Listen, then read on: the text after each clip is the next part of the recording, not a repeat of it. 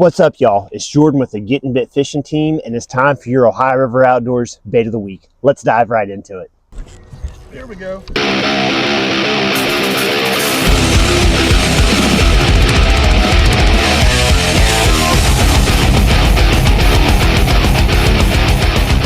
There he is. Outdoors Bait of the Week is the Senko. So I know it's not everybody's favorite way to fish. I know it's probably not even your favorite topic, but this time of year, it's an absolutely great way to get bites, right?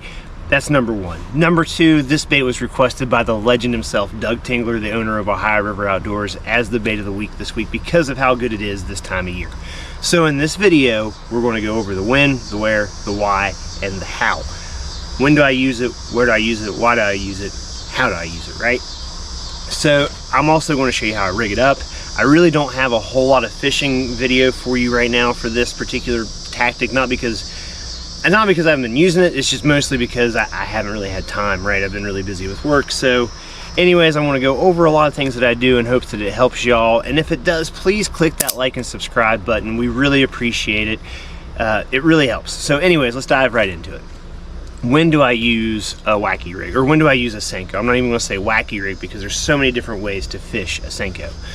When do I fish a Senko? Whenever I'm having trouble getting bites on something else. I'll be honest with you, it's not usually my go-to bait. Sometimes as we get into this time of year, if I've found a pattern similar to that leading up to a practice day or a tournament, it might be my start-off bait, but most of the times, especially if I'm approaching a new body of water for a tournament, it's not really my go-to bait. So whenever I'm having trouble getting bit on the moving baits like a crankbait or a jig, something like that, I'll go to Senko.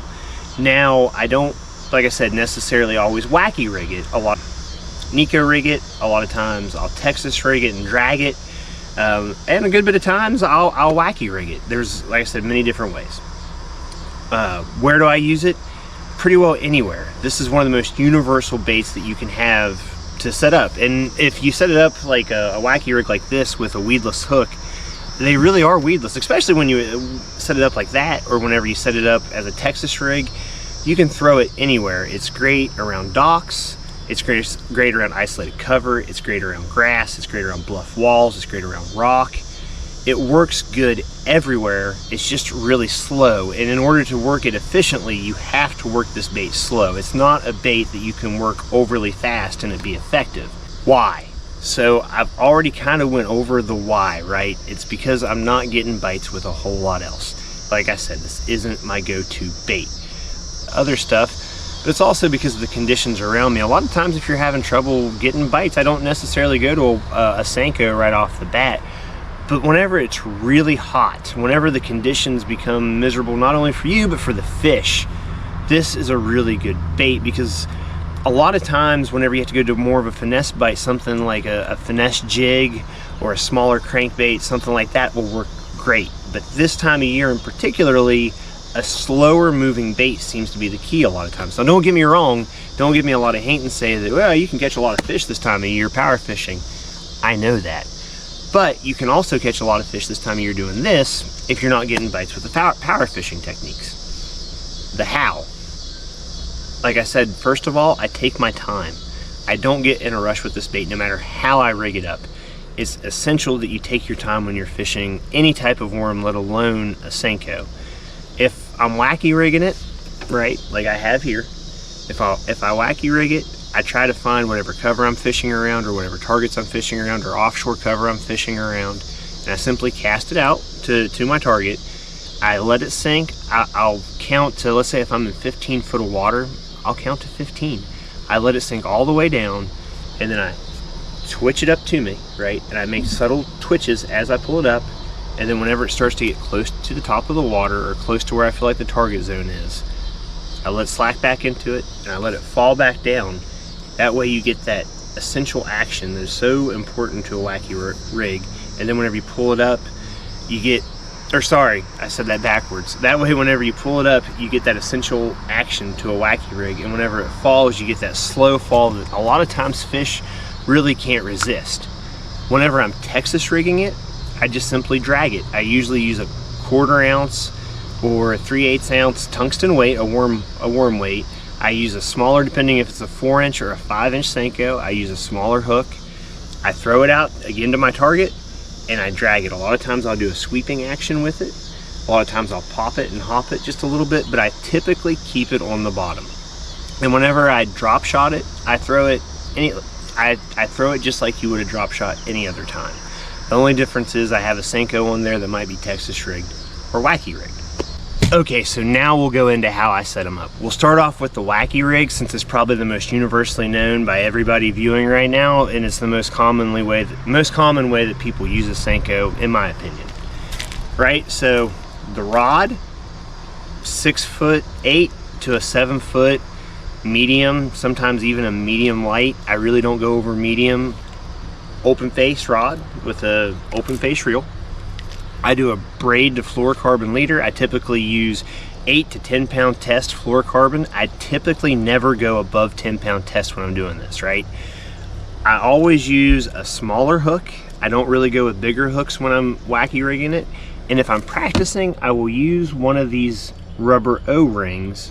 But if I'm in a tournament, very rarely will I use a rubber O-ring, because one, I'm not necessarily worried so much about losing the bait as I am catching the fish, and two, I really want that bait to get out of the way whenever the fish bites. That way I can get a good hook set. That way I can make sure that I get that essential fish into the boat for the tournament. So when it comes to rigging one of these up, it's not a challenge at all. One of the first things you're going to need to do though is go buy yourself one of these Wacky Rig setup tools. They're like $5.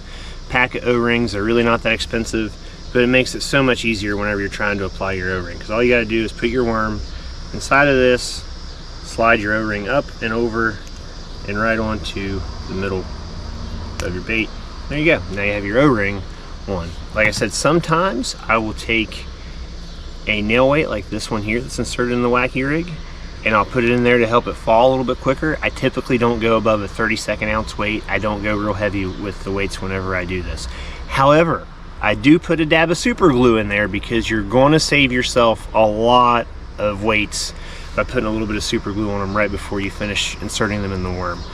They fall right out, especially as you go throughout the day. They're just going to wear, well, as you can tell by looking at this Senko here, it wears a hole right through the middle of it as you're bouncing it through stuff. And one moment you'll go to cast and you'll hear a splash and your weight will be going one way and your worm's going the other. So save yourself, because these weights aren't cheap, especially if you're using tungsten. Save yourself a little bit of money, buy a $2 or $3 thing of super glue from the dollar store and put it on your weight whenever you insert it into your Wacky Rig. Okay, so next is going to be the Texas Rig.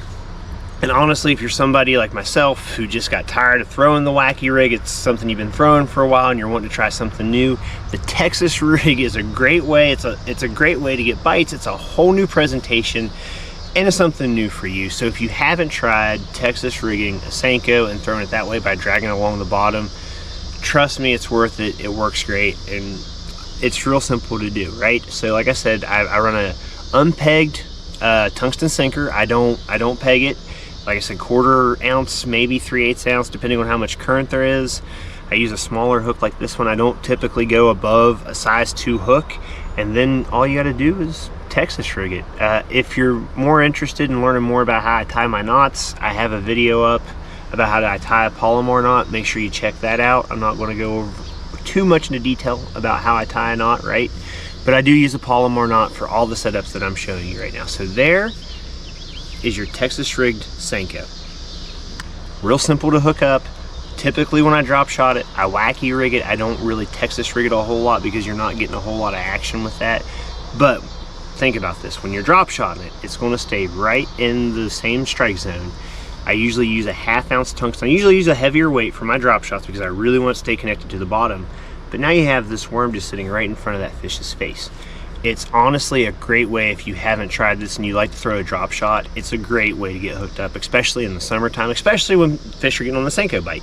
So to hook it up, it's really not that complicated. You take your small drop shot hook and you just run it right up through there. Now don't get me wrong, you are going to lose several Senkos with this method. Very rarely do I use one of these O-rings whenever I'm drop shotting it, because I do want the worm to get out of the way so I can hook up with the fish, especially because you're using a smaller hook.